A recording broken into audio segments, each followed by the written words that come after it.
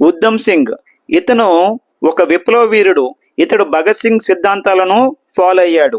13th April 1919లోని Jallian Walabagh పార్క్లోని Punjabi ప్రజలందరూ సమావేశమైతే ఆ విషయాన్ని తెలుసుకున్న జనరల్ ఓ డయ్యర్ తన ఆర్మీతో అక్కడికి వెళ్ళి నిర్దాక్షిణ్యంగా అక్కడున్న పిల్లల మీద, స్త్రీల మీద, అందరి మీద కూడా కాల్పులు జరిపించాడు.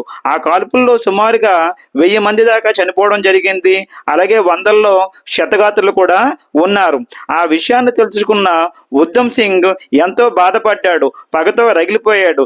ఎలాగైనా సరే ప్రతీకారం తీర్చుకోవాలనుకున్నాడు.